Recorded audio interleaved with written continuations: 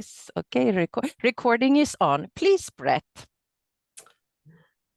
Okay, yeah, I didn't get the message about needing a slide, so I haven't got one. So basically, this is neither a very simple nor a very easily successful project. Some of you will have heard of it before, but some won't. So this is about forming a partnership between a university, a further education college, a school, the local city council, and a private company to form a community space, which will hopefully draw in young people to have more ambition to pursue post-compulsory education. So that's the basic gist. And it's complicated because, as I talked about actually in the seminar in Helsinki, there are a number of initiatives going on at the same time. So it's almost like the kind of interlocking set of expansive learning cycles in which one has become a change lab, which is online, which is about forming the partnerships between the different stakeholders and understanding who needs to participate and what the support systems need to be to have this space made and sustainable. One is a face-to-face change lab, which involves local young people in understanding how they might want to develop and use activities around this space. And the other is a management activity, which is not a change lab, which I'm also a very small junior partner in, which is forming the partnerships between the different people, which has government support. And ultimately, the online side of this is successful in the sense that we've formed a kind of community of people who are very actively bringing this together. But the management side of it seems now very uncertain, with a number of stakeholders wanting to pull out because of unhappiness with other stakeholders. And that's affected our Change Lab project in the sense that a couple of permanent, apparently members of staff employed to do this kind of overarching work have decided to leave and take other jobs. So we'd taken a break for the summer that was scheduled because we knew, because it's the education system, nobody would be around. And we were supposed to reconvene around now. But because within the last 2 weeks, I've had two people say we're basically leaving to take other jobs, and a school basically saying, we don't know if we want to be involved in this whole overarching initiative anymore. I've postponed next week's Change Lab session, which was supposed to happen, but while I go finding out behind the scenes what is happening. But the underlying notion of building the group and having these people come together has been successful up until the summer in understanding. Basically, we did a lot of questioning and analysis, both historical and actual empirical. We'd started to do modeling, and we came to a point of understanding that the project was very different to what we originally envisaged, and that was great.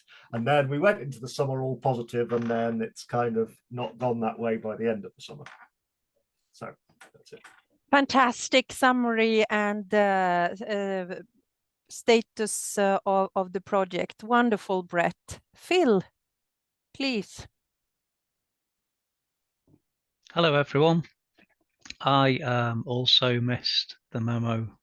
Oh, don't worry. Just do it the way you want to.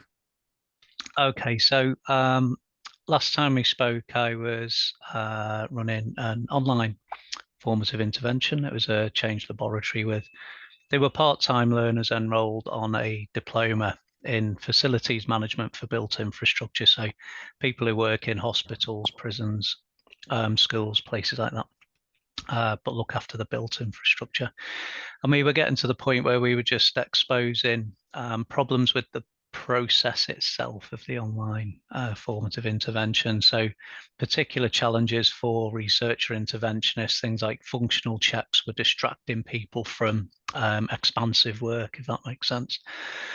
A lot of problems with bounding politically problematic interactions, which in a face-to-face change laboratory seemed to be easier to kind of run around and say, well, you know, let's kind of expose and aggravate this contradiction rather than these ad hominem attacks where you attack each other. You know, let's expose and aggravate contradictions in activity rather than attack each other, kind of thing.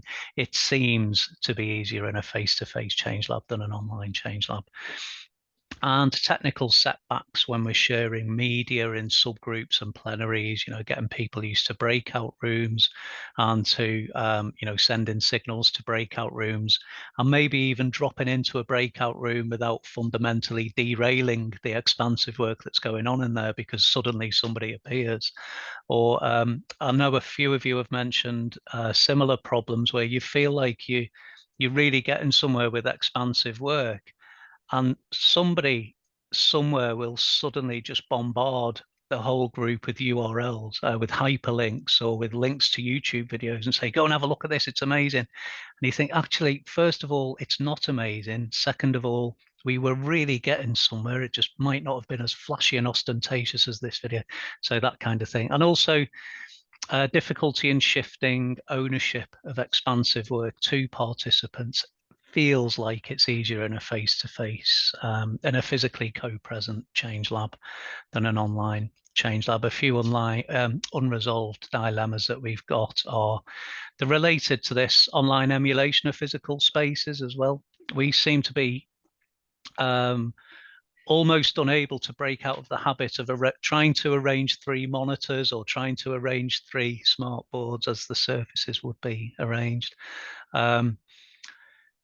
Synchronous tasks on surfaces, it's quite challenging to drag things in and out without thinking, well, shouldn't that be over there where the mirror surface would be, that kind of thing. Some other dilemmas are related to drivers. Time and distance compression is great, but then people expect the yield of that time and distance to come back as a saving somehow. People will start tapping the watches, if you go past a certain time. Balancing commitments, financial and financial investments are almost perceived to be a risk, if that makes sense. I don't want to take the risk of putting myself out. Whereas for some reason in a face-to-face and a physically co-present change lab, you can kind of set almost manage expectations before we start. Just seems to be more difficult online. And I'll stop there, otherwise I'll ramble if that's okay. Fantastic, wonderful presentation. And Diego or Chiara or yes, we are new in this group, and actually we have no real full experience of Change Lab, face-to-face and online, both of them. But the reason why we have started being very interested in chat is that we work with the national Italian program for supporting children and families in a situation of vulnerability. And in this program, we especially work with multi-professional teams working at a local level, trying to engage community partners for making sense of the national and local data of the program and transforming their practice. So we work with these teams for quite long periods, for 1 year, and try to support them in deepen their analysis and in producing changes.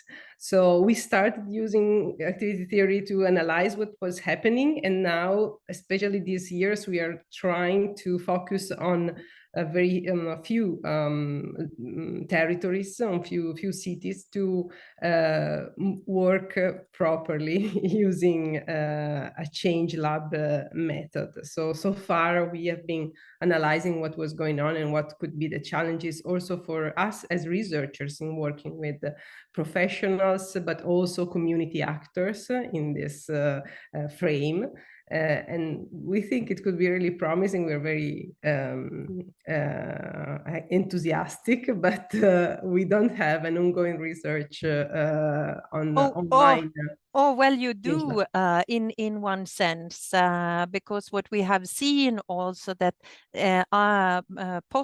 during the COVID and after COVID, this idea of but why don't we do it online seems to be increasing. So maybe you will get that question, and then hopefully by taking part of our network meetings, you might be informed and also be able to provide some criticism towards what we are trying to do. So you are more than welcome. And what a wonderful project. It seems fantastic, I must say. Jane, would you like to give us some update? Sure, no problem. Thank you. So some of you know that I carried out a change lab, which finished actually over a year ago now, amazingly, looking at the professional development requirements for online educators in higher education institutions in the UK. I'm now quite a long way into writing that research up, and there's a kind of a a triple aspect to it, really. There's 4 kind of main themes that emerged through the Change Lab laboratory about the actual professional development of the educators that I'm focusing on. And then there's another element, which is how did the Change Lab actually help these participants to develop sufficient agency to actually get these points out and identify what they need to do and what is important around their professional development. And so I'm looking at that aspect in the data. And then the third element is new sort of methodological insights into running the Change Laboratory online. So some sort of ideas around approaches to practice for researchers who might want to use this methodology for education research, which also covers some of the issues that Phil was talking about in terms of, managing the actual environment, the working together on documentation, how to get that documentation together, using mirror data, replicating the kind of aspects of the physical change lab, whether you can replicate them or not replicate them. So I've got those 3 angles there, and I'm at the stage of having kind of drafted up my sort of findings, still needing to rework on that, but now trying to discuss some of these findings in the context of sort of what's gone before and what's new. So I'm hoping that ultimately I'll have, from the Change Lab perspective, I will have some new information in terms of, helpful information for other researchers around trying to run these interventions online and how to maybe create some conditions for the development of agency amongst participants. So, and I think, and what is so wonderful with the project Jane is talking about is that the push for online was not COVID. No. No, so it was logically designed, given the fact that it was people I nearly said all over England, but that is not the case. But there were large distances between these people who had these professional roles of being online educators. So I think that really puts a dimension of interest into what do we have here, because we have variation. Why is the Change Lab moving online? We have different aspects on that.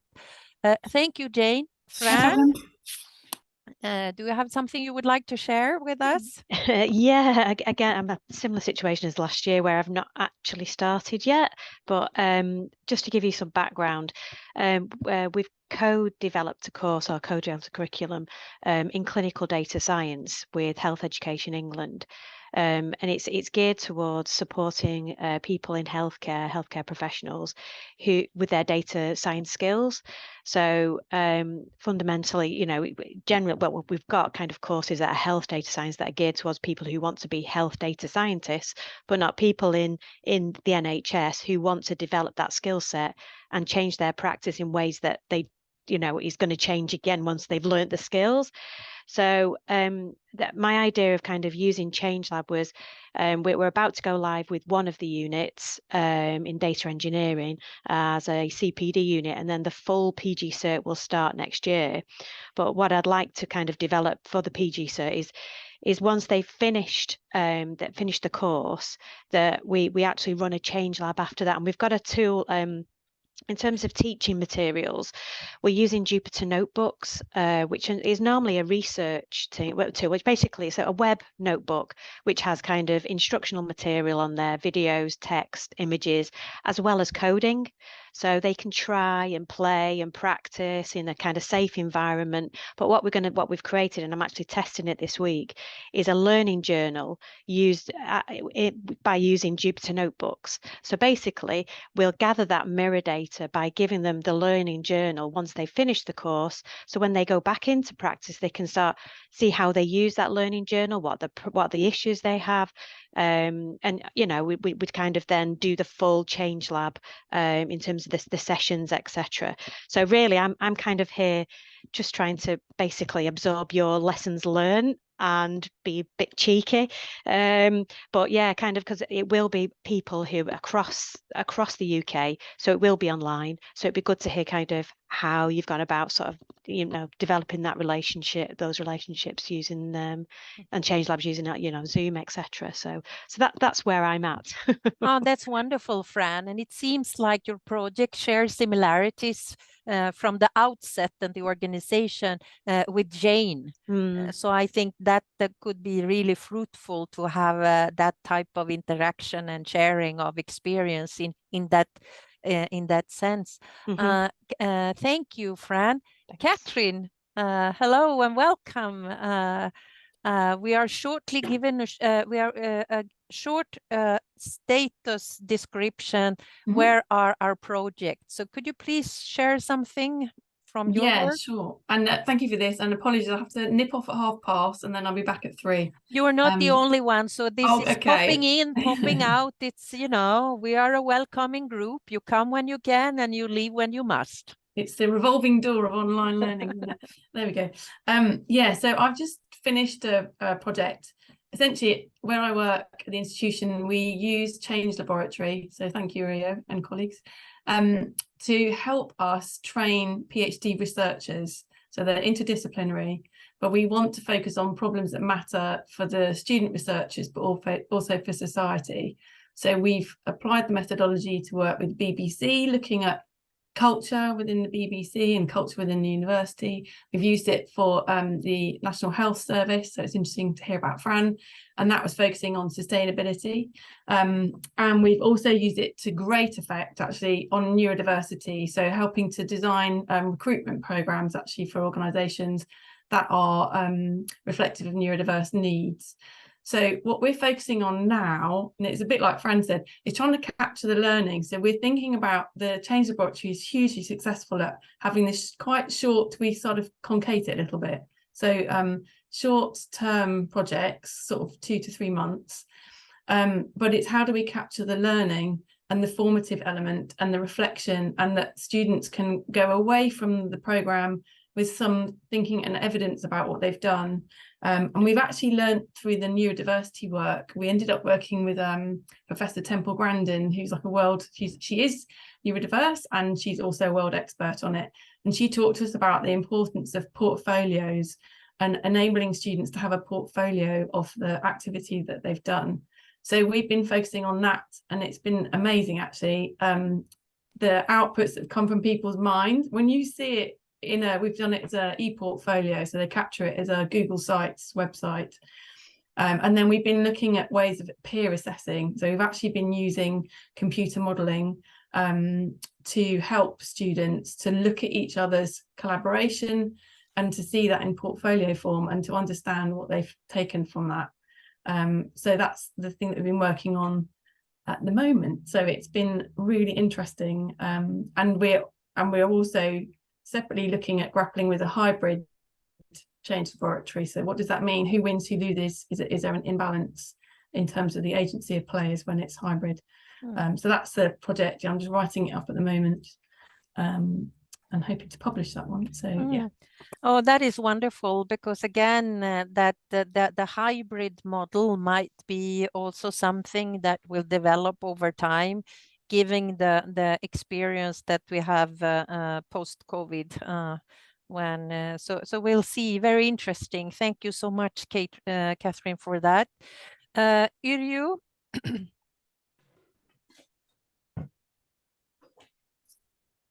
Well, I actually was really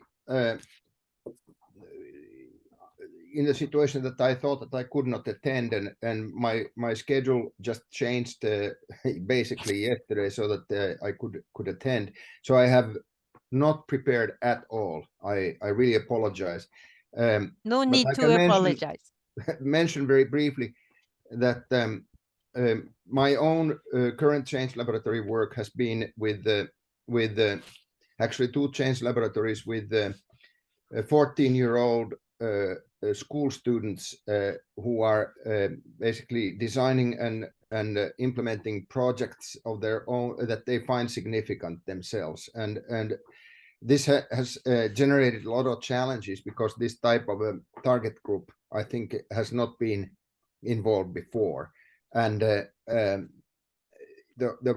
you know, occasionally you even have to think in what sense what we are doing has been a change laboratory at all, but I think it has, and at the moment we are in the process of trying to write up that these 2 change laboratories have been mainly face to face, but not completely. So they have been actually hybrid because both of them were conducted during the COVID, but look at the cat walking on your shoulder. Yeah, sorry about so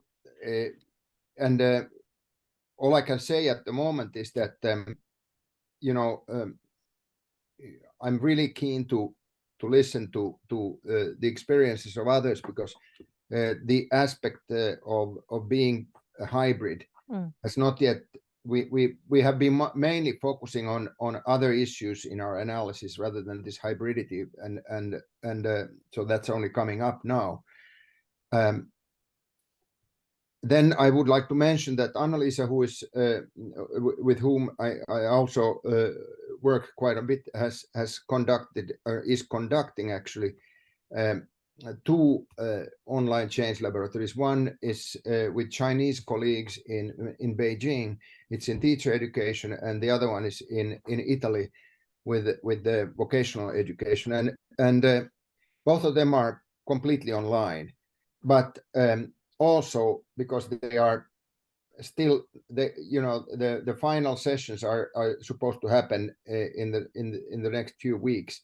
So the data is coming in, but I'm not in the position to say anything about it because I haven't been the actual researcher in these cases. So just my That's apologies. fantastic. No, this is fantastic. Not being prepared.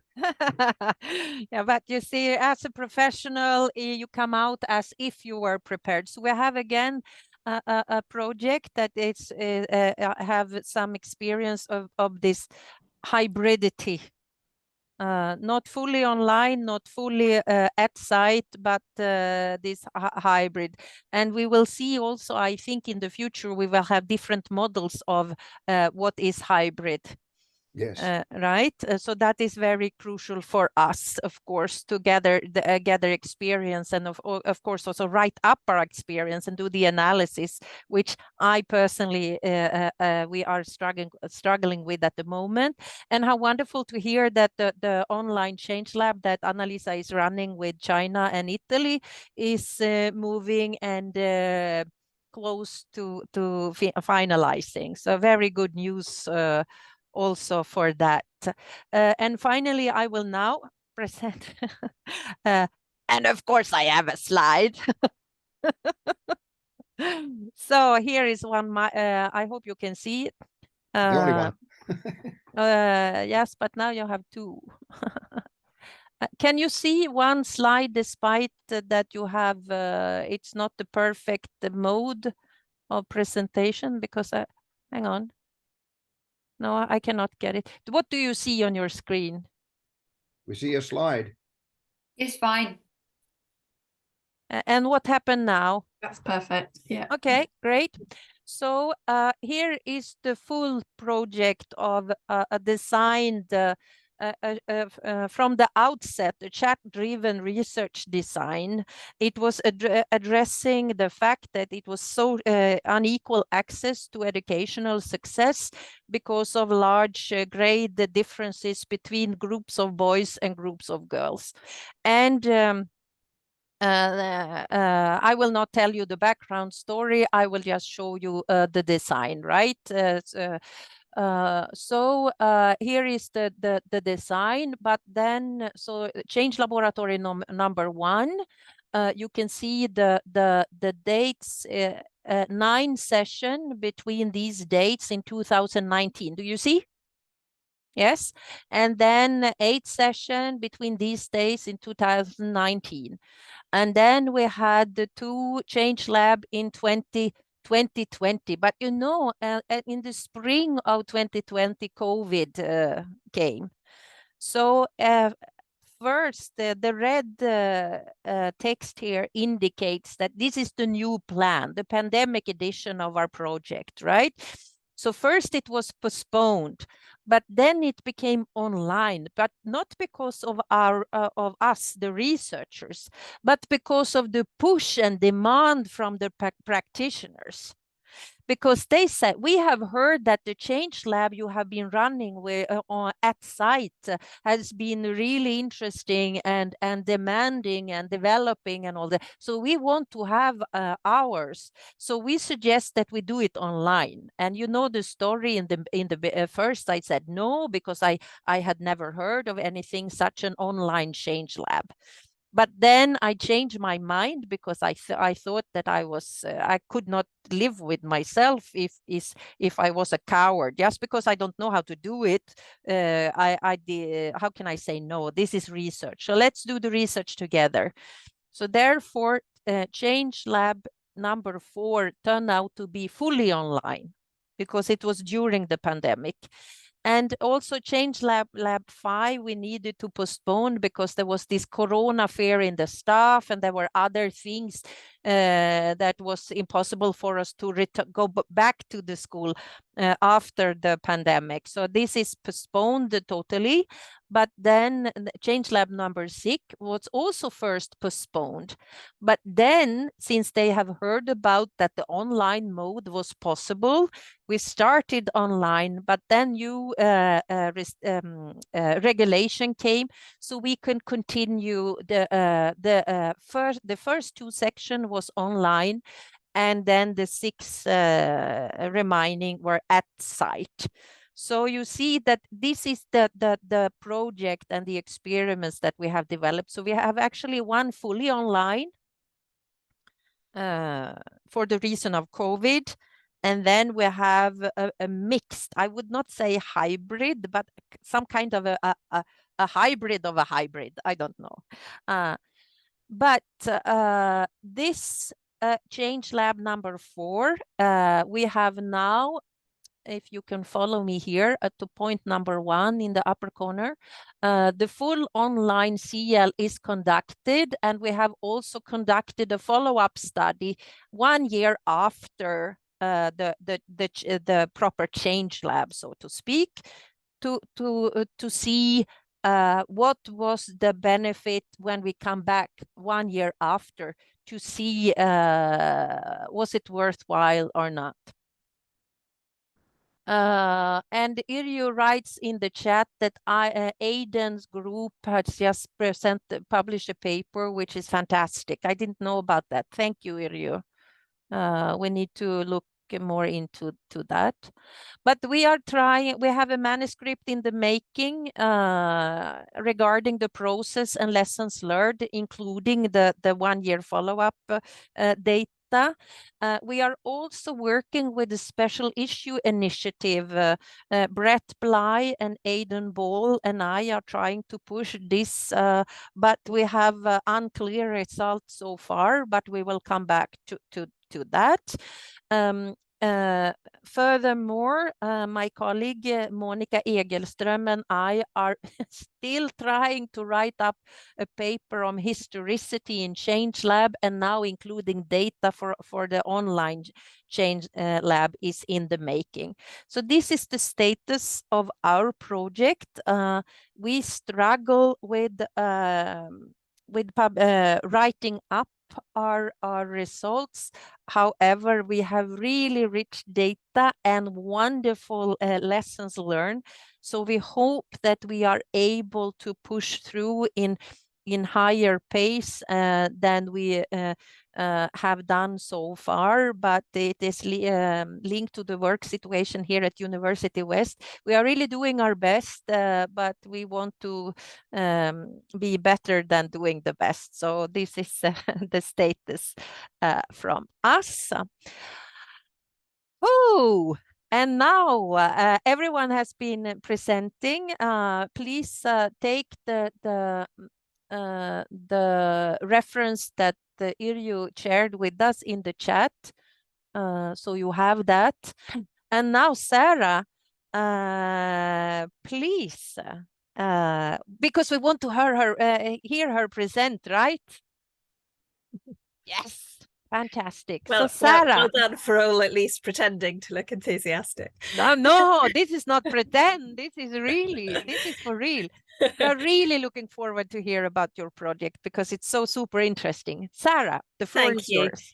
So I have got slides to share, and I will apologize if I have taken liberties and slightly misunderstood the brief that Maria gave me, but it's really great to be able to share. I love when I become misunderstood, because then creativity is boiling. It's so much more fun. So I will let me share my screen and see what you think of what I've got to say. So just give me a sec while I get it to set up properly. Apologies for the slightly slow computer to let me put it on slideshow. You know, if as I'm talking anybody wants to clarify something, please do just come off mute and interrupt me, because I can't see all of you very easily whilst I'm presenting.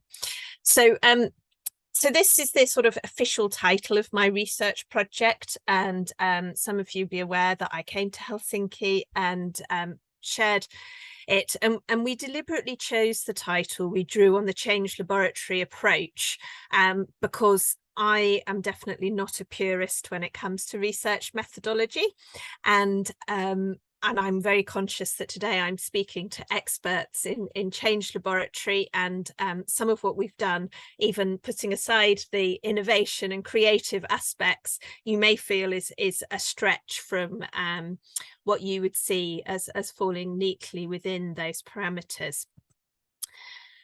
A more simple way to describe my research project is the case for thinking differently about people in healthcare systems. And what I wanted to do was share with you some headline findings so that when I get onto the bit of the presentation talking about my reflections of doing this online, you have some context for that, and also a sort of metaphor that we are working on as a creative form of data analysis. So as Maria was just saying, how to analyze the rich data I've got is still a challenge for me in an academic sense, and a very much a live challenge, but I have been doing some creative work, which I'll explain a bit more to share with you as well. So you already heard that I like sailing, and therefore it may not surprise you that water and sailing feature in our kind of trying to develop themes and analysis from the Change Laboratory. And I wanted to start by giving you some pictures to have in mind when I come and talk on the data.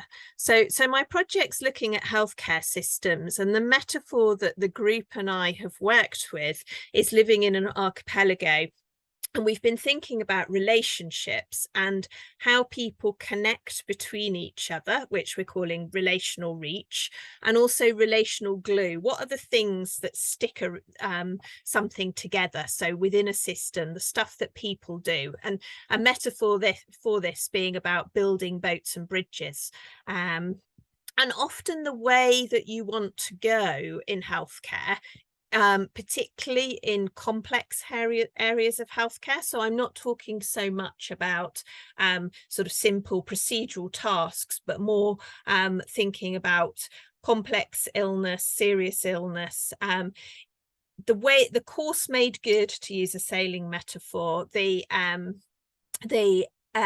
you want to get to doesn't always follow a straightforward way of getting there, and you need to understand different facets, different voices, different dimensions of being close to each other. And this idea of boats and bridges came out of the group as a way of representing the complexity of connections. Something else that came out of our Change Laboratory discussions was about the gaps between expectations and experiences, and how sometimes it can feel a bit like a mirage on the horizon. Sometimes you can't see things that you feel you should be able to see, and sometimes you can see things that you discover don't have the substance that you thought they did. And this plays out in people's relationships in terms of their sense of support, who they feel they can rely on, and how that dynamic works. And a metaphor we've used for this is the idea of a lighthouse, and sometimes you can see the light but not the lighthouse. You have to trust that that is what you're looking at. The work I've been doing involves people's friends and family in caring roles, as well as with patients and health professionals. And the bit of the metaphor that we're drawing on for them is about sort of navigating uncharted territory, stormy seas, because often they are feeling very responsible, particularly when a patient is at home, for things they've never come across before. And of course, I don't need to tell this group that historicity and context influence the trade-offs and priorities that people are focused on. But again, this is an element of what we were working to. And what we were trying to do is understand how people trade between each other to create good, and using the idea of exchange and reciprocity for that. So I've given you some big pictures, which you're probably thinking, what on earth is she talking about? But I wanted you to have those pictures in your head as I go through to tell you about the actual study.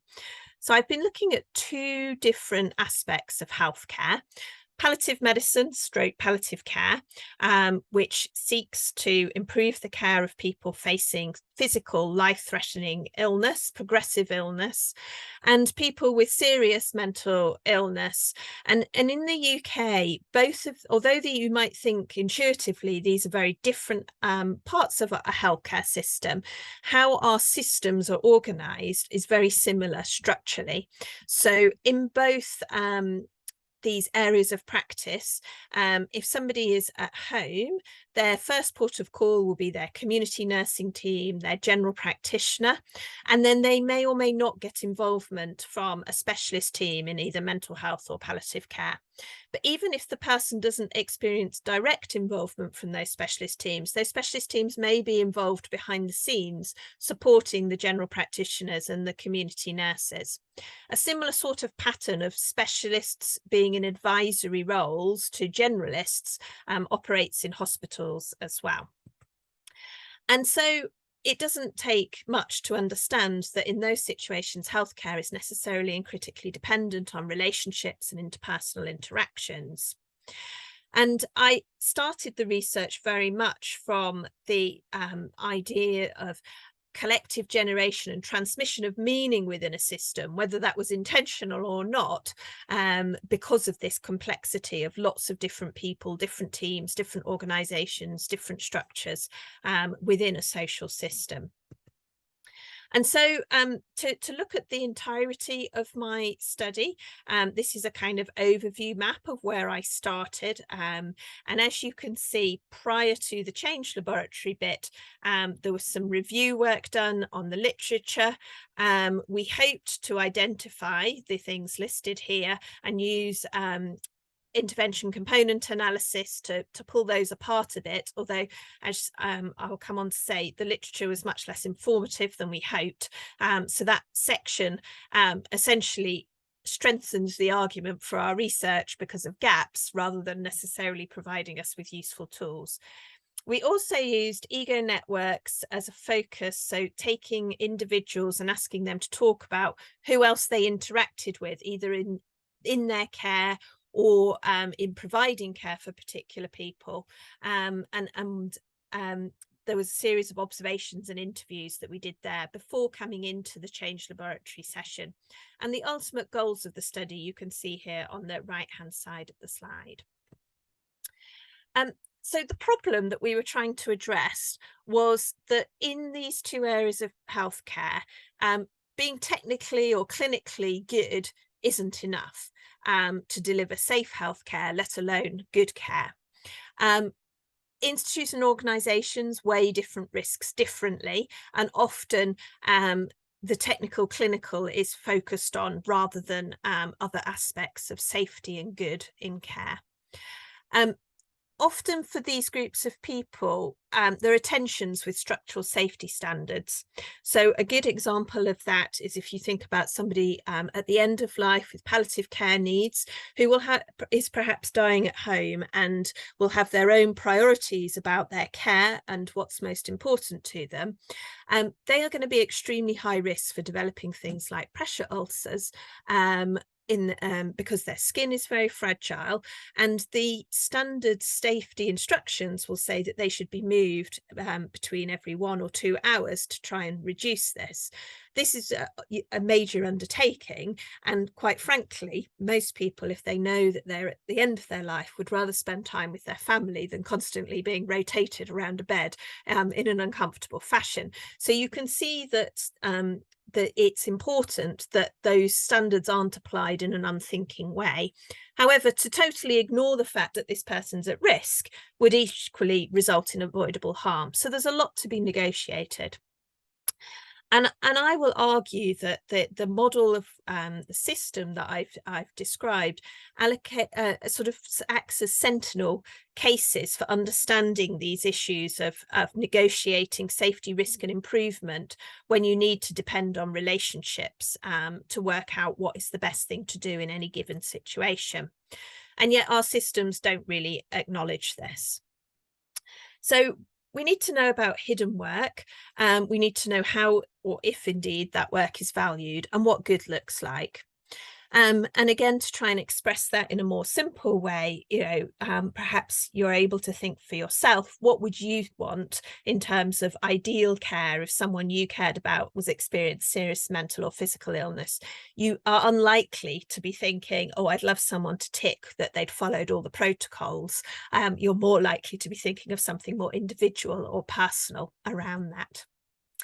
So we want to think differently about people in systems, and we want to think about what narratives are privileged within our discussion of good and access to relationships for high quality care, to work with the sort of human workarounds and initiatives that people take rather than view them as universally bad, and to think about relationships so that we conceptualizing healthcare as a good service to people, and allow equal access to knowing and creating relationships at all different levels of the system.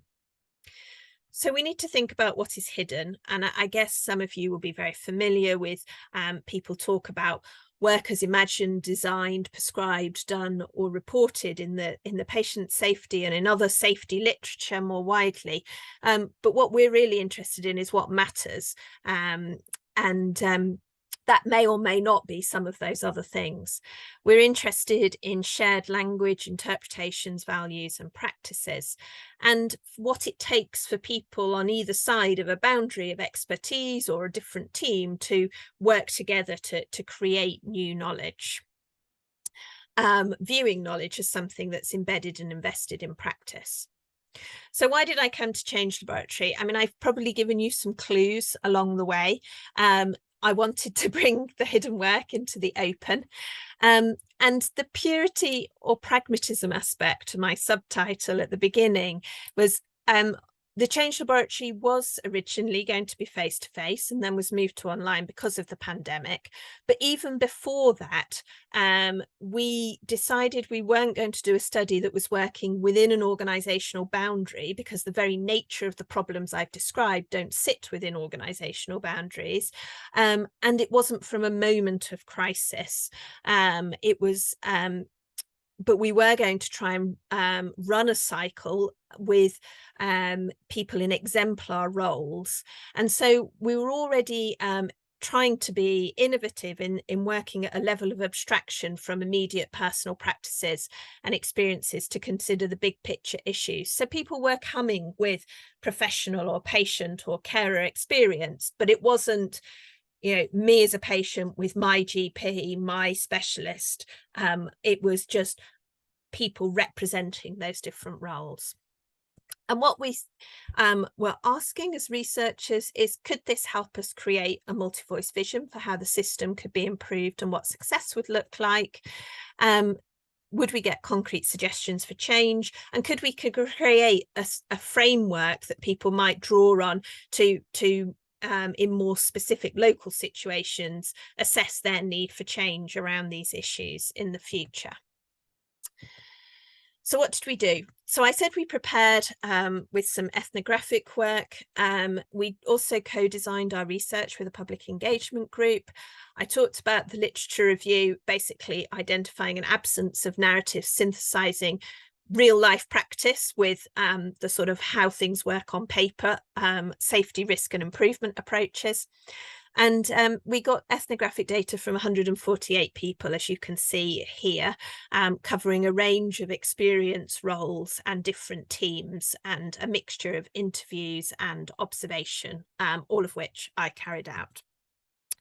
And I then carried out some initial analyses to identify themes, and we identified what we're calling active ingredients that needed to be attended to, that we could then use as mirror data in the Change Laboratory. Now, I'm not going to read you whole bits of data, but I wanted to show you 3 short excerpts of data, or rather share with you rather than show you. And the titles of each of these you can see here. What I'll do is I'll just briefly stop the share so that I can read a little bit of each one out to you. So the first one comes, is the hidden network. One is taken from an interview with a healthcare professional who is describing their role. And they say, the patient's family, whatever shape or form that might take, some willingness to meet on their terms with their kind of expectations of what a household is, something between a great chorus and an audience. You've got to keep listening to it and sense when you're going down badly. You sense when they're on board with you. You sense when they're not really following, not really with you. Trying to fold the caring network around a patient without reference to their family leaves a massive hole. It's like trying to fill a bath with no plug. You're choreographing for the patient and family. There's no one saving person here. It's going to take everybody to do this properly. And then to talk, thinking about the idea of support, this is from another professional, and they're describing a patient whose care they're involved with. And they say, it's a loss-filled life, lots of trauma. She doesn't feel worthy, didn't engage. We said one more chance because we don't have the luxury. We need to leverage. We have to see her. I have been a bit cross with her. I don't have time or capacity. Meetings are a lever for people pulling their hair out. Teams are squeezed. Everyone's stripped out, only the complex patients left, those with complications. We just have to try, though we don't trust it will work. And then an excerpt from the last one, which is from a patient who actually had both palliative care and mental health needs. And he talks about how he was first diagnosed with a serious mental illness over 50 years ago. And then he talks about his most recent experience of going into hospital. And he says, some of them, their body language, and as soon as I pick up on that, my mental health kicks in. It can put me into psychosis. They don't understand that when I'm in hospital, I feel they're neglecting me because I've always been neglected. Then I get angry, and anything can come out of my mouth when I get angry, especially when I'm trying to get medication. When I was in hospital, it took me 3 hours to give me, it took them 3 hours to give me some painkillers. So hopefully that there are obviously much longer data extracts that we shared as mirror data in the group, but gives you a little flavour of the kind of things that was coming out of the interviews. And that last patient, I mean, the whole thing of his interview is a couple of pages of type long, as almost a monologue, but he drew who was involved in his care. And one of the really striking things is just how different the monologue is, how lonely, isolating, the lived experience that really leaves you feeling unbelievably sad. Compared with his diagram, which on the face of it, if you just saw this, you'd think, gosh, there's loads going on. There's lots of people involved. He's got lots of support. And again, I pulled out some of the words that he uses, and here you can see the importance of the language to understand the contrast between those two things. So in the Change Laboratory, what did we do? I would say that we managed to do more around the right-hand side, where I've awarded us some green ticks, to the left-hand side. We did run 6 sessions. That was all we had funding for.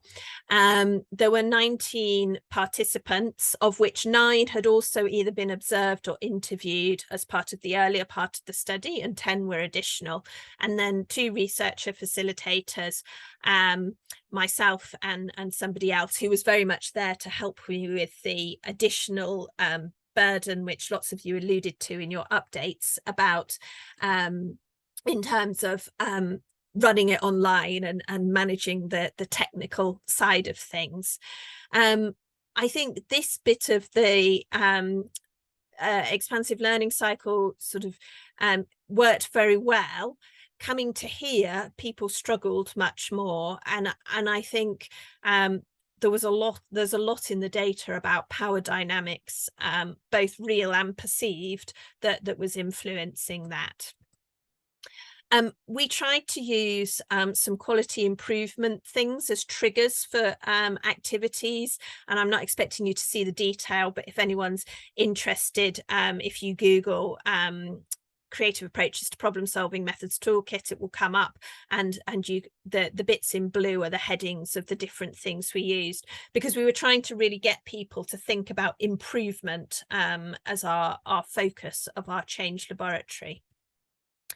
We audio recorded for transcription. We didn't have we don't have permission to use the video recording as data, although we did actually end up video recording just for technical reasons, and we're allowed to do that, but it's the audio that will become the research data. And then kept field notes and task artifacts to feed forward from session to session. And we used online tools like Jamboard and various other things to try and replicate the equivalent of whiteboards and small groups. And I've been doing some preliminary analysis alongside. And what I did was I shared with participants where my thinking was going in relation to what was coming out at the beginning of each session. So this next series of slides shows you the kind of things I shared with them. So this was our starting point, and I'm not going to explain it in detail. I'm sure you recognise the nod to the triangles and the other bits on here, so you're familiar with it. But here I'm showing what they then felt was most important to talk about. And it's interesting that they were quite focused on before you got to an outcome and the process, and particularly division of labour and what the carer's role was within the community. Questions they brought up was about processes working and processes failing, and we had a whole list of tensions that had been identified that we talked about that I will explain a bit more in a minute. But then we started mapping onto that what they said defined good in these different aspects. And again, I'm not expecting you to take all this in. I just wanted to show you how in the how we visually built it as a group, and then things that were problematic or things that we were uncertain about. And so the tensions, there was a big thing that people talked about being pushed to do what was perceived good practice by the system, in inverted commas, versus what was right to do in a particular situation, and making compromises as professionals to avoid things going wrong rather than doing what was right, the emphasis being important, and not being sure what they could do, and always feeling like they had to wait for a crisis before they could do anything.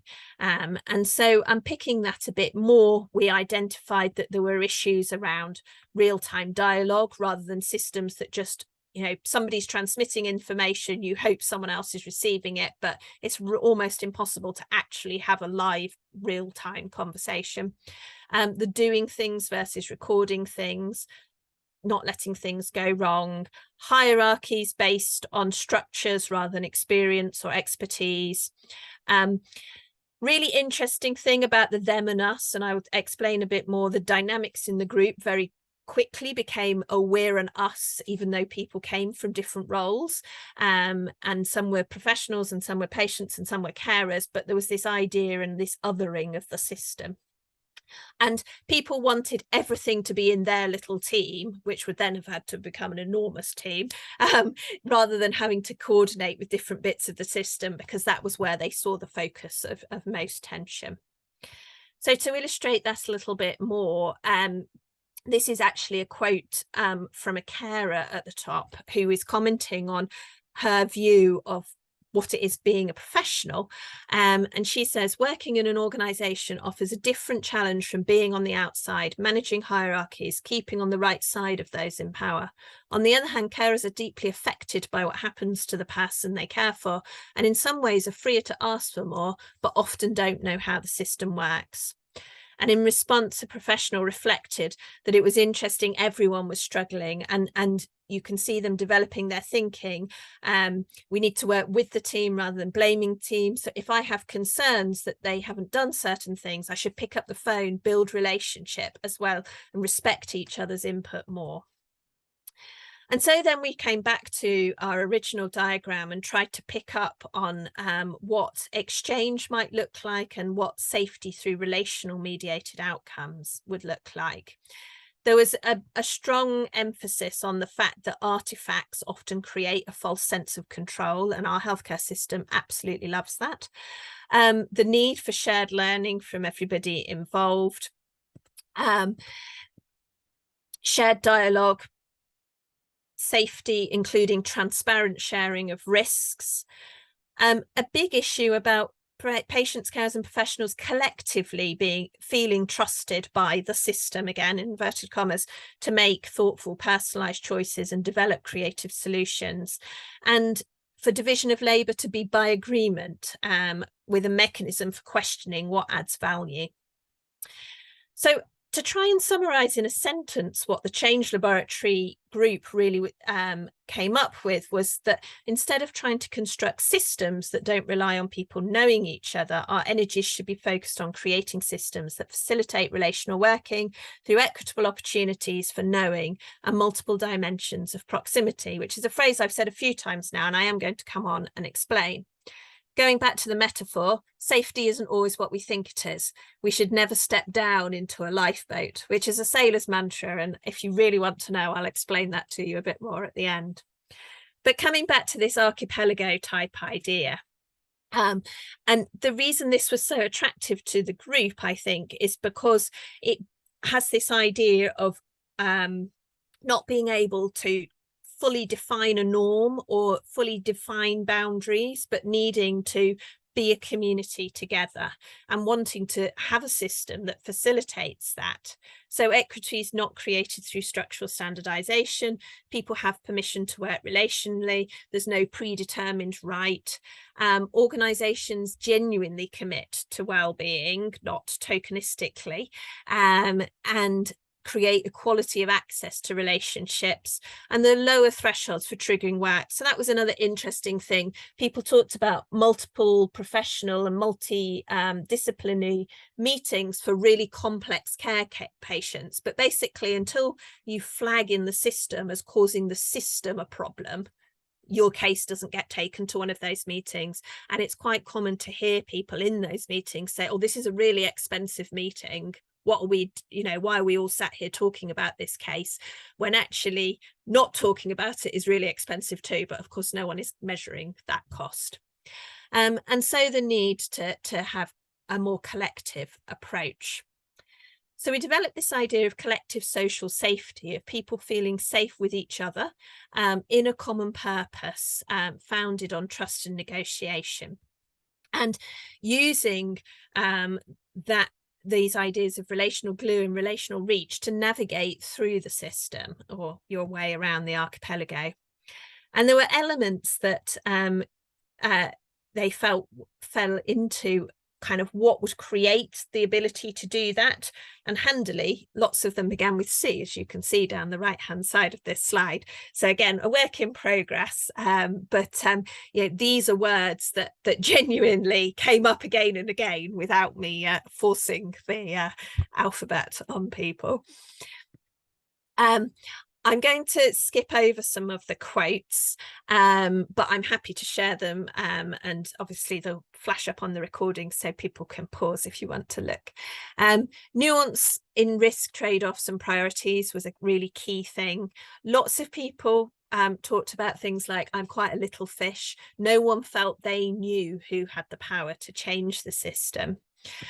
The gaps in experience was often explained by what I've called the good and bad of fictional contracts. So we all engage in fictional contracts to get through day-to-day life. To take a hospital example, if you've ever been to a hospital, they often have curtains around the beds, and everybody engages in the fictional contract that these curtains are soundproof, when everybody knows they most certainly are not. That is probably not a good idea of a fictional contract, but a good version could be, for example, when I'm teaching medical students and they need to role play having difficult conversations with people, sharing bad news, for example, let's all pretend that we're really doing this now, because it's better to engage in that pretense than to do it for real the first time. So they can be used either way, but they are a source of expectation experience gaps. And often good is lost over the horizon. So good is your little lighthouse, and everyone's got a bit fixated on all the things that you do to get there, without checking whether they're really taking you in the right direction. And just to share this quote, which sums that up, they say services haven't thought about, they're not thinking about the patient, they're thinking about themselves and what they can offer, what our role is. We spend time batting things away rather than trying to think, how can we work together? At the end of the day, this is a human being who has needs. And there was a lot that came up about organizations having criteria for people to get a service, rather than asking what service would help this person. So I promised to tell you a bit more about dimensions of proximity. And of course, there's lots of literature about people working better together when they are geographically or physically close.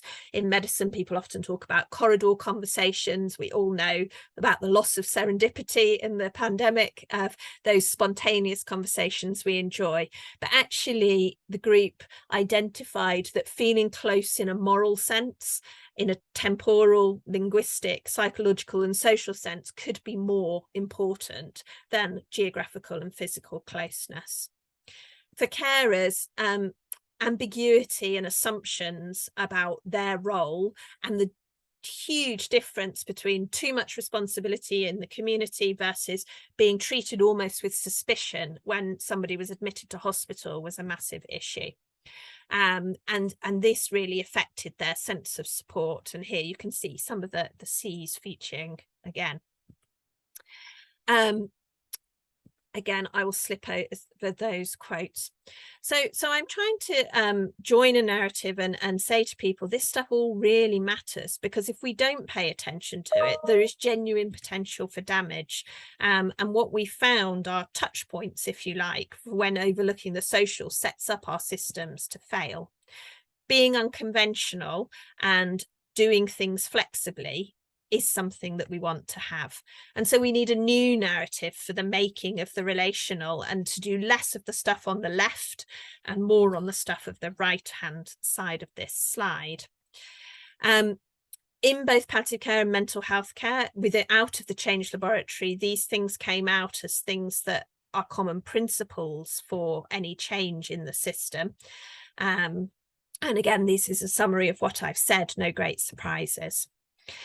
And when I'm talking to clinicians, I often say, you know, is this new? Because to be honest, I'm not sure that it really is new per se, although it does shed light and bring, you know, some of the hidden voices, or perhaps more appropriately ignored voices, to the forefront with the depth of data that we've generated.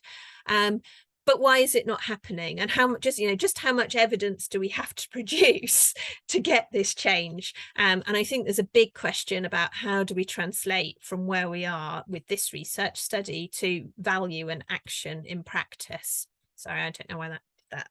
And so I have a set of questions that I challenge people with, which obviously don't apply to most of you, but to again give you the flavour of what the group wanted people, you know, whoever it is with power in the system, they would like these questions to be asked to them.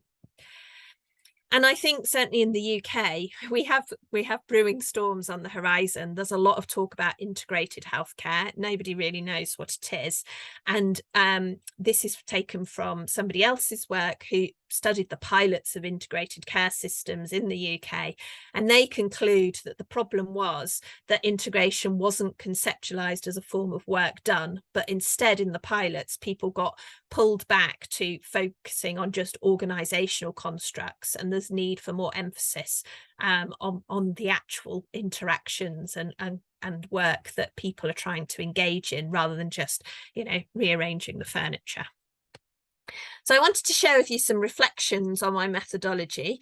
As I said at the beginning, we didn't come out of an acute crisis in a specific situation, but arguably the whole of our National Health Service is under pressure. We sought to draw together into a single group, people with mixed experiences, working at a level of abstraction. And I think in some ways, the online, I mean, obviously I don't have a comparator, but in the very first online session, I asked people to share an image or a short narrative of something about them that wasn't related to their healthcare situation, you know, professional role or needs or whatever. And it allowed everyone to introduce themselves as a person and as an equal. And what was also fascinating later on in the groups is lots of the professionals actually talked in great detail about personal experiences as much as professional experiences, because of course, just because you happen to be a healthcare professional doesn't mean you haven't been a patient, you haven't been a carer, etc. Doing things between groups did not work particularly well. People were very happy to tell you what they'd thought about when they came to the next group, but actually documenting it wasn't something that they wanted to do particularly. One or two people would send me emails and notes, but nobody really wanted to keep a diary as such. And so I really just had what they brought each time. And we tried in the first group to map some historical changes, and people really struggled with that. And I wonder whether it's just because it feels like a system that everything's changing all the time, and they couldn't pinpoint specific things. But generally, I would say that the groups worked well and were both feasible and acceptable. We did modify our recruitment and selection, so did much more through personal connections than we'd originally intended to, because of the pandemic and how services were working. We offered support to people to not just, and participants did receive an honorarium if they attended the groups, and that was per group, and they got it at the end as an incentive to attend as many as possible. It wasn't massive, and I don't think it was critical, but it was hopefully a nice reward for them giving their time. But we offered other means to try and support people attending, and did things like a session zero to set up technology with people, shared paper copies with people if that was what they wanted. They could join the sessions however they wanted to. We did offer joining on a landline phone, but no one took that option. Everyone did use a computer or a smartphone. We shared information about security limitations. We used lots of different remote methods, and as I said, had an additional facilitator. I talked a bit about the sharing a story, and I also offered catch-up sessions. So what I did was I basically ran the main session, and then anybody who hadn't been able to make it, I tried to group them together, and sometimes ran up to 3 catch-up sessions to go through with it again, so that everyone knew where they were in the next session. And that was quite a lot of work for me, but actually also really helpful, because of course my brain didn't stop in between each session. So when I was running the catch-ups, I was processing, reflecting, and it was almost like a mini cycle within the bigger cycle, if you like. And as I said, people shared all sorts of experience from multiple roles. Something that I'm really interested to share with this group, especially in the light of what you all said about your projects, was the rapid formation of my group, because by the end of the second session, there was a definite sense of cohesion. Participants were saying, oh, we all understand each other, we're all seeking the same, we're respectful and listening, and the group became us, despite the fact that lots and lots of people, and I had great battles with the ethics committee about having this range of people in a group, and would everybody feel comfortable and able to speak. So they quickly became us as a group, but at the same time people would say things like, oh, we're saying this in this group because we can say things to you, as in me, things that can't otherwise be said. You can talk to the people who make decisions on our behalf. So there was a sense of group safety, but also recognition that this wasn't something they felt was usual. And here's some examples of feedback that people gave from taking part, and my own just comments about, of course, it wasn't fully inclusive, but I think from this experience, I feel like face-to-face or online aren't necessarily better or worse, they're just different. There are things I would do to try and improve inclusivity if I'd been designing it online from the start. And choice and flexibility in the research method, things like the catch-up sessions, I think were really vital to get to where we got to. So I need to do some proper academic analysis. Tips are welcome, and think about sharing the findings further. And one of the things I'm doing for that is working with a photographic artist called Daniel, who actually joined us for one of the sessions and sort of co-ran a session with me, where he got people to give images. I had the 6 tentative themes that were coming out of the data, and he got people to just brainstorm images that came from different aspects of that.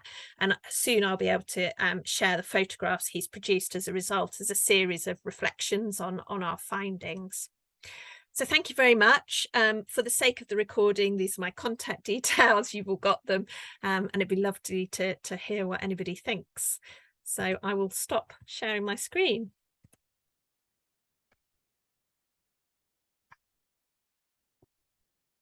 Wow, Sarah! What wonderful work, and how very lovely, not only from the perspective of research, but also from the social engagement in relation to this. Why do this happening all over the place, that the system ticking the boxes in the requirement of the system outpower take the caring dimensions, since we are actually all human. What is going on? So thank you so much. Please, audience, bombard her with questions and suggestions and reflections.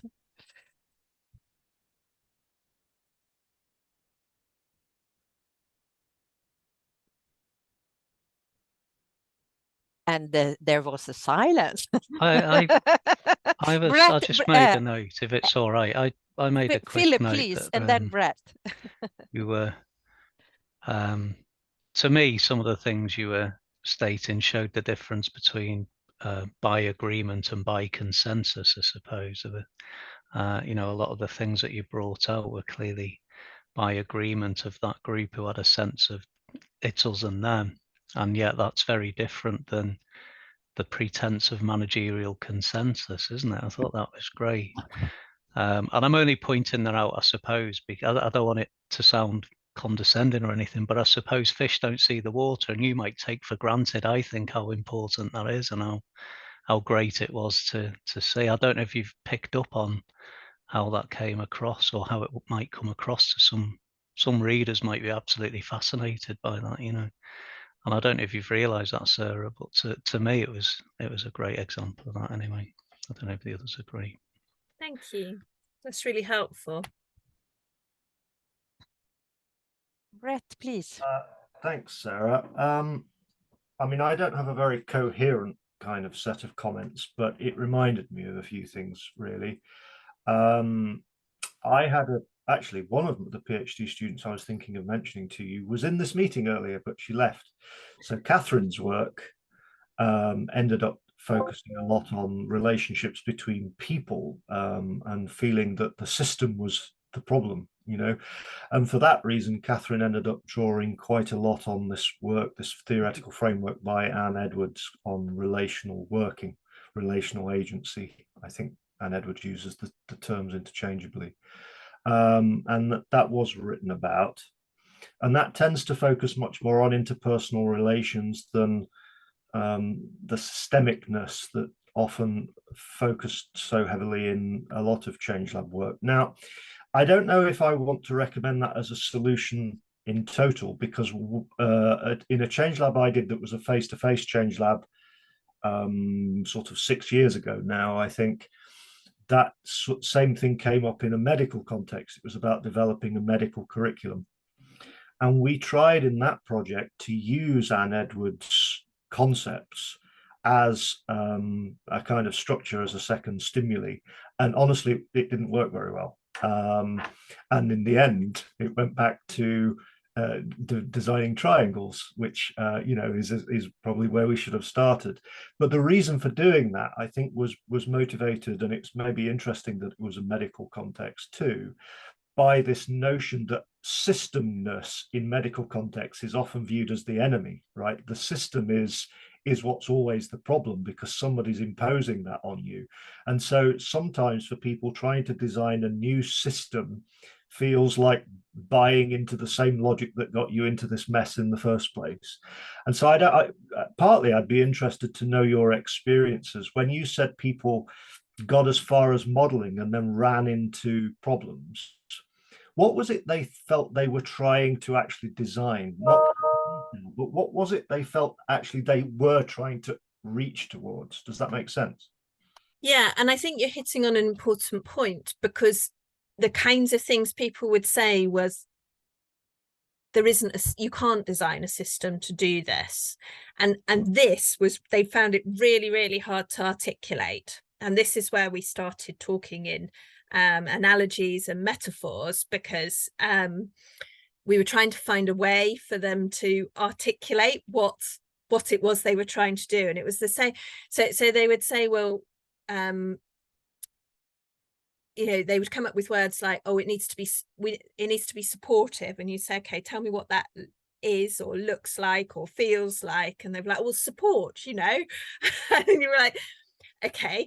So, and then, and you know, and I'd you know, I said, is it about delivering care, or is it about knowing who to go to for advice, or is it about having dialogue and it being a two-way relationship? And they'd say, well, it could be any of those things, but actually what we need is to just you just know when someone is when you've got a supportive relationship, when someone is supporting you. And as a person, I kind of get that, you know. You do know, don't you, when you think, you know, this person's in my team, on my side. But and then they would say, no, you can't. So there was a bit of a, you can't design the system, it will never work.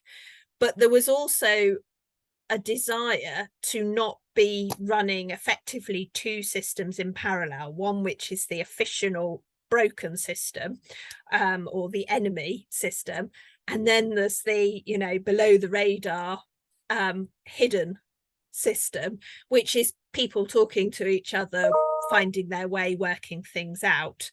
And there was some recognition that it was problematic to kind of leave those two things running in parallel, and people did want less dissonance between the two, because I think particularly basically everybody except the doctors, possibly, maybe I can say this as a doctor, doctors are much more of the ask forgiveness rather than permission persuasion of cultural development in training. But everybody else professionally was like, if I do something that isn't by the rules, I'm on my own, I'll be hung out to dry. Doesn't matter if I had perfectly good rationale, justification, reasoning, doesn't matter if it's blatantly obvious that following the rules would have ended in disaster. It's, you know, and I have a lot of sympathy with that view, having been subjected to a lot of, you know, stuff that you know, makes you feel like that and makes you think like that. And so it was almost kind of, they wanted to design something that would allow these unidentified powers that be to understand what the real working was like and to trust them to get on with it. They wanted to design a way that they would be trusted, and that people wouldn't always judge based on outcome, in the sense of with hindsight.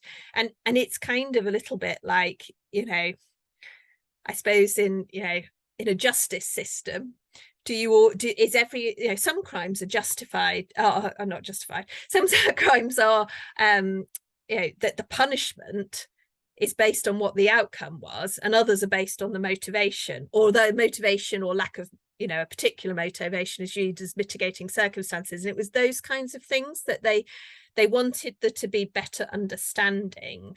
But they did, you're absolutely right, particularly for delivering healthcare at home, say, you know, no one can design a system that is going to be able to cope with the fact that you walk into somebody's house and the first thing you have to do is try and climb through what they've been hoarding for the last 50 years. You know, the rules say, oh, it's not safe to go in because you can't see what your exit points are and this could be a fire risk. But are you going to leave someone who is literally crying in pain? You know, so that was the kind of stuff that was coming out of it.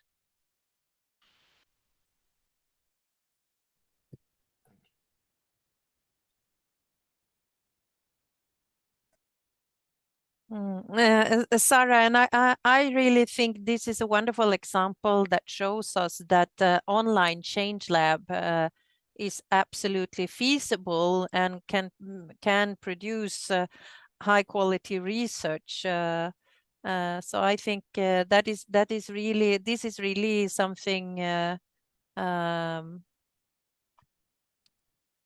that we need to learn more from. So you can see that, yes, from a methodological point of view, this is possible. Again, we have yet another example that it is possible, and it doesn't necessarily produce low quality result, rather the opposite. So this is nice. Thank you. Irjo, please. Thank you. It was a very interesting and extremely rich presentation, and it unfortunately much of it was so quick and dense that I didn't catch. But One thing that I was wondering, you mentioned a very impressive amount of preparatory interviews for the mirror data, and at the same time I was kind of curious, where did you use and if so, how did you use specific patient cases in the Change Lab? The reason why I'm asking is that in a way, probably often when you have a kind of a very large set of data at the beginning, there's a risk that it kind of directs you to so many directions at the same time that the participants have maybe a hard time to find a kind of a red thread for what they try to accomplish. I don't know if this happened here, but it certainly could happen. And I'm kind of curious also because I put in the chat an example. This might be well known to others, but it's an article which is included in the recent dissertation of Rikke Boest-Bøye from Denmark. It's also from healthcare setting. It's about nurses conducting what she calls transitional care, handover from hospital to primary healthcare, etc.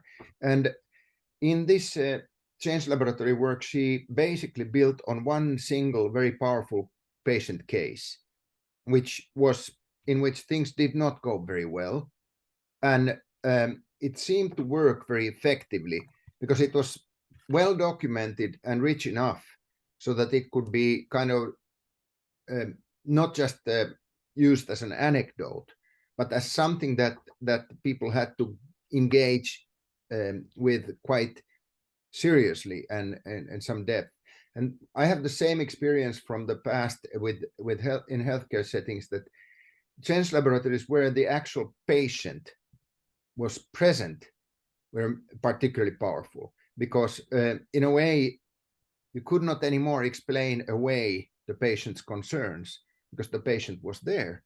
In other words, the tendency often that happens to say that, okay, this is just one example and it's perhaps you picked a very extreme example, etc. This type of attitudes which sometimes come up among professionals, where in a way they were wiped out, and the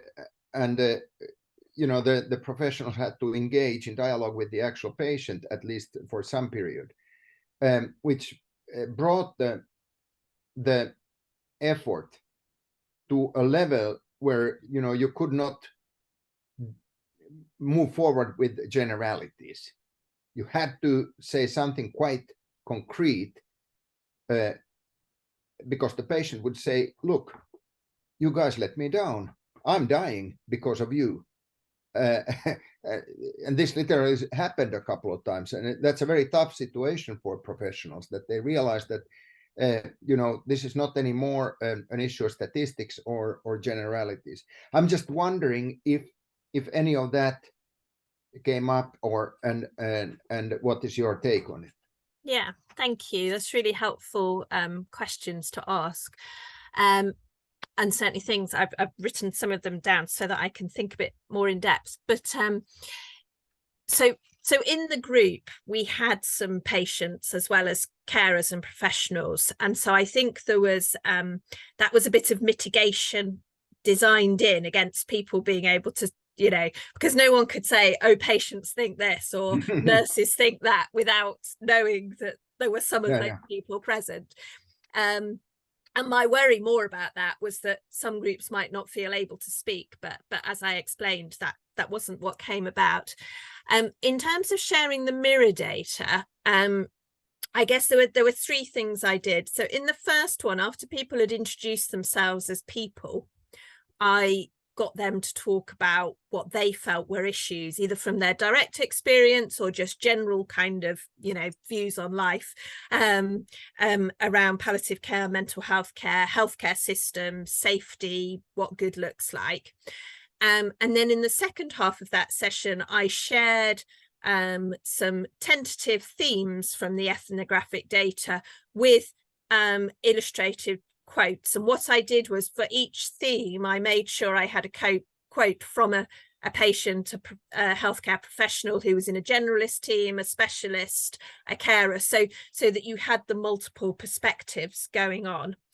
And then in other sessions, if I was sharing sort of short, they were verbatim quotes, but edited for readability and length and so on, the most relevant parts, I would give a vignette of the person who they'd came from, so they had a bit of a kind of understanding of that context.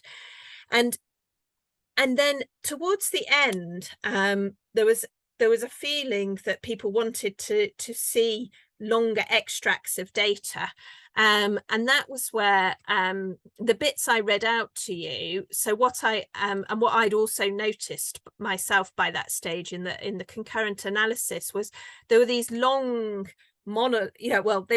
they had me in the real interview sort of saying and and tell me more, of course, but essentially monologues. And so, for example, that the bit I read out to you about the professional and their networks, I mean, there's 2 pages of closely typed A4 of them describing what their network, how they view a network in their role, and similarly with the patient. So we actually shared those in one session in full. And I read them to people, and they had them on the screen, and then they talked about those as in-depth cases. And I'm really interested in the article that you shared, because I have been thinking, what do I do with these big narratives that you wouldn't normally be able to publish in a in a sort of standard medical academic type thing, and that was one of the things that set me off thinking about doing more creative things. The group are really keen that we try and create some kind of audio monologue play narrative thing. This is way outside my expertise, but I think there is something about the power and impact that those big pieces have, and people did then discuss specifics. I guess the other thought I have, though, was again a pragmatic strand to my research that was exacerbated because of the pandemic, is the people who turned up to a workshop once a month online for 6 months in a pandemic are probably the converted, aren't they? So maybe the truth comes about what happens if I share this to people who don't really believe in all this stuff, and that might be a slightly harder sell. But yeah, those were the approaches that we took. And the other thing I just thought of, and partly to response to your previous comment, Maria, was I did after 3 sessions, because of the timing and how the restrictions were in the UK, after 3, 4 and 5 sessions, I did ask the group, did they want to convert to face-to-face? And the consensus was that they wanted to stay online because we had a dynamic of a group and they felt that would disrupt it, and people said variations along that. There were only 2 people who expressed any, everybody agreed it was a genuine, Phil, not a tokenistic consensus. But there were 2 people who said they would think about it, and one of those was somebody who found the technology more demanding, and who was certainly somebody who my facilitator was supporting with the technology. And the other one was somebody who, because of their very personal circumstances, which was why they were interested in the work, was just incredibly lonely and isolated. And in both instances, it wasn't about they wanted to take this group face to face. It was, one of them needed a friend, and the other one just needed assistance with technology, and actually was worried about being a burden on us as researchers, which she wasn't at all, but that's how people feel.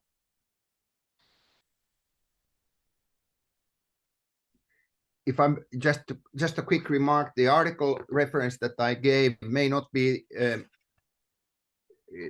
most useful for looking at that use of mirror data.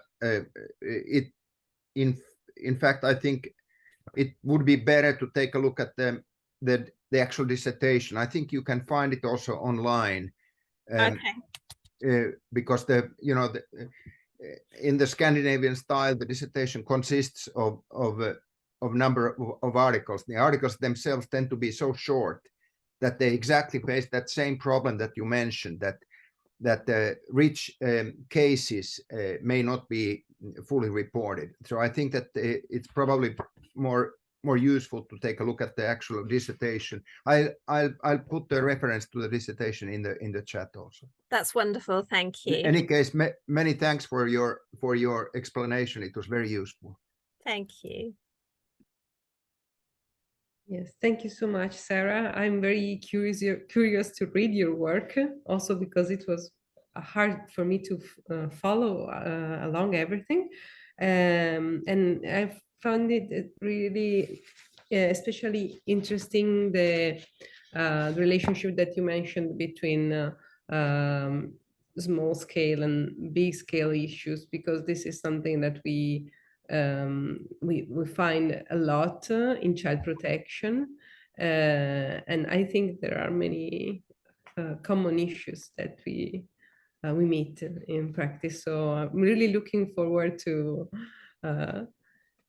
reading your work. Thank you so much. Thank you.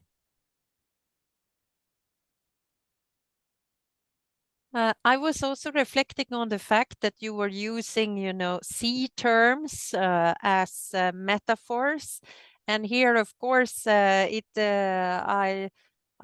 was thinking about Annalisa Zanino's warping paper that also is using the same sea-linked metaphor in order to navigate through the troubled sea. And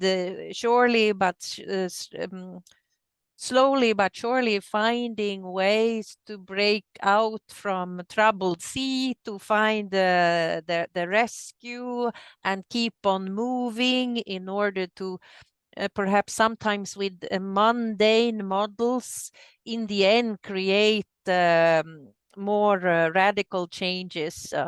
So I think that is also a paper that I highly recommend. It has influenced our work a lot, and it also have supported us when we have been, being a little bit sad of how we struggle with our analyses and works. And I was thinking, since you struggle with the modeling phase, if I understood your presentation correctly, that might support you not only as scientifically but also personally as a researchers, that maybe that article can point your analytical eye to find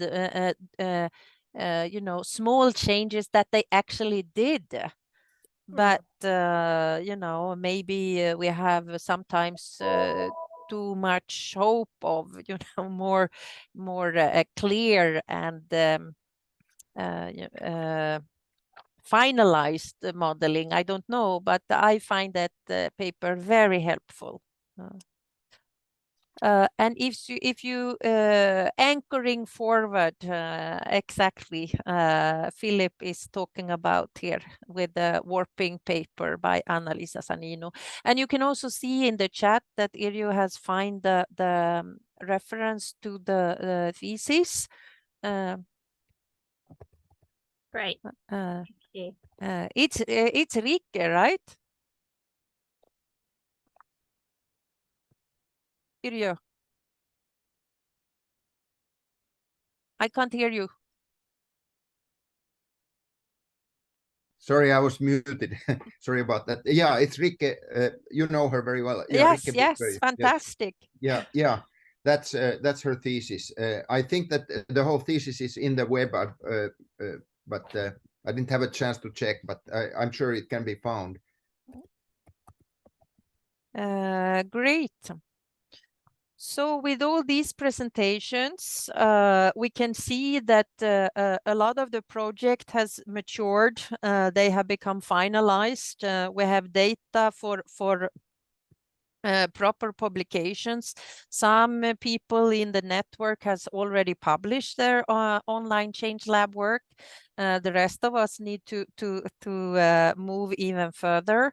But we also have this, we had such high hopes in relation to the special issue of online formative intervention work.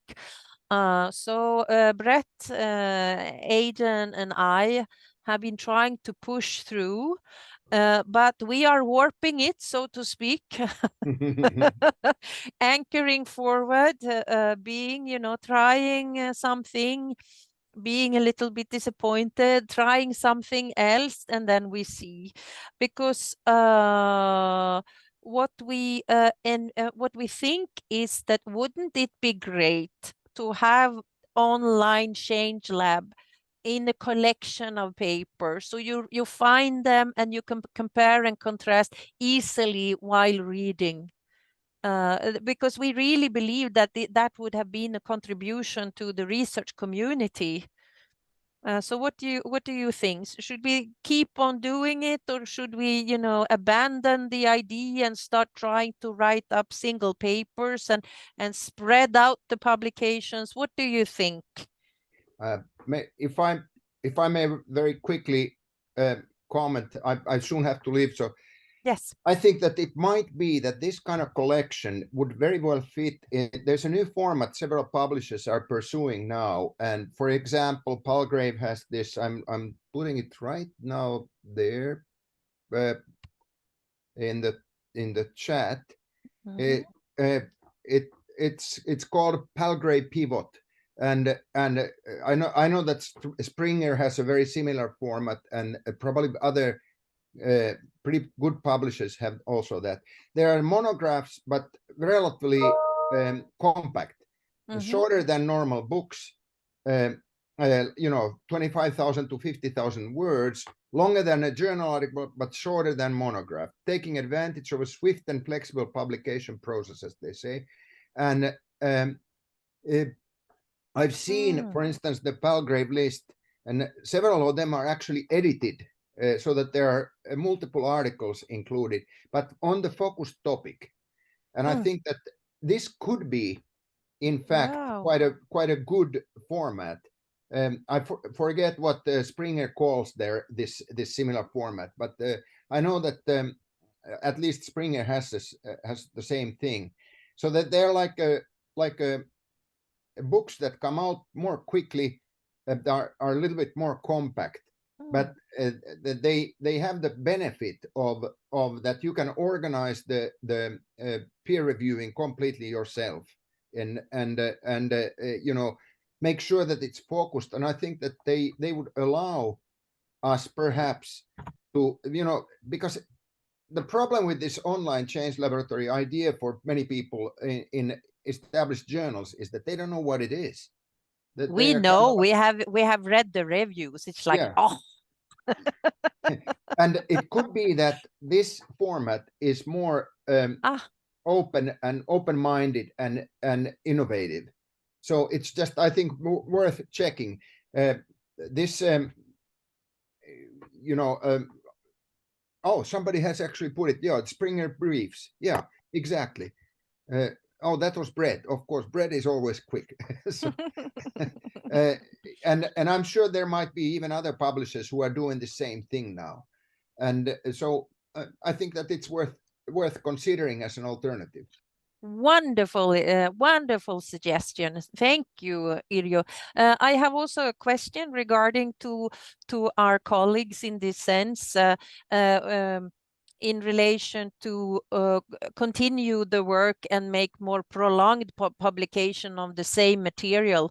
Would that be possible, do you think, or would someone complain about, reusing the material? So we can comfort our colleagues saying that this is, something worthwhile. That's a good question. I think that, first of all, this is a peer-reviewed publication. I don't know how it is, how, depending on your own university, how they regard this, because this is not exactly a journal article. On the other hand, using the same material but formulating it slightly different, that nowadays sometimes you face the difficulty that that journals may actually check use this instruments of checking that you're not plagiarizing yourself. This is something that needs to be considered. I never bumped into this problem, although I think that I have all my life been plagiarizing myself. But I've been warned that may happen. Of course, there is issues that we need to clarify for our contributors so that you can feel safe that this is something of value. Because I was an idiot thinking that every, journal that we would turn to would say, yeah, this is super interesting. Of course. No, they didn't. Part of the problem is probably that this kind of theme falls in the crack between two entirely different sort of domains of research. One being intervention research, or design-based research, and the other one being technology. Yeah. And which one is this? How is this? How does this fit? And even educational technology journals may not quite be familiar with intervention methods, because education, surprisingly enough, is a very conservative discipline. Yeah. So there might be, however, I wouldn't very easily give up either on the special issue possibility. It's just takes a bit more, perhaps, searching the field. At the moment, the field is so diverse and constantly changing that it's you, of course, you selected one of the most difficult ones to start with, wasn't it? That was the computer supported collaborative what a learning. Surprise. Yeah, and that has a very very high impact factor and very high rejection rate. So that was probably sort of purposefully punching yourself in the nose, but that's always that's warping too. Instructive. That's Maria Spante way. So yeah, I know. I'm not really good at this, but I think this is a wonderful creative idea. The kind of a book format, and also that we review, because I actually think the best reviewers we can get is actually each other, because we can see, since we have the knowledge, that sounds it doesn't sound so good when I say it, but I do really mean it. Catherine, please. Yeah, I just wondered if there's anything else we can supply you with in terms of another, journals are like, and I really love the idea of the sort of shorter volume, but the hook, because, we are international between us, so that might be an aspect if you want to kind of collate which countries the examples of the change laboratories are from. But there might be other angles that editors would understand. But equally, I think the short version would suit this really well, and I think there's a lot of power with us coming together to curate a volume. Because what we have experienced so far, for example, we had the first collaborative writing process we did in this network was for the FERA Satchig, writing a short abstract with different lessons learned from this international team. And when we did that presentation, we were invited to say, but why don't you send your proposal to have a symposium at, oh, please help me, I forgot the name now of the conference, where we were in Helsinki. Oh, ISCAR. ISCAR, sorry. ISCAR. Yeah, yes.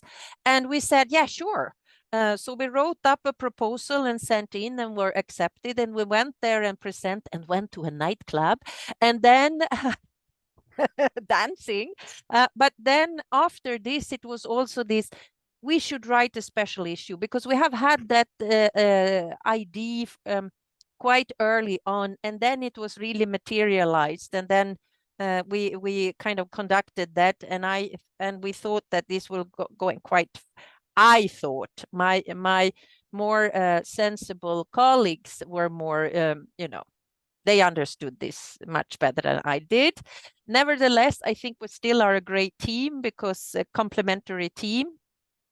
And the strength is still, we have different countries, we have different context, we have so much variation, but we are united in the fact that online Change Lab was possible to conduct, not only as a result of COVID, but also because of sometimes the situation required this model. And we need to have, collection of papers that can emphasize on the methodological practice, so people can design their research with more insights. Isn't that helpful? Yes. So based on the fact that we want to reach out to the research community, I think we should keep on this practice. And this is a wonderful idea, Irjo, and we will take up the responsibility to check out for our fellow contributors if this double publication, or what can I call it, that you can publish in a book like this, but you can always work with your material for journal publication, but of course also pushing for the special issue work. Does that sound like a good idea to you?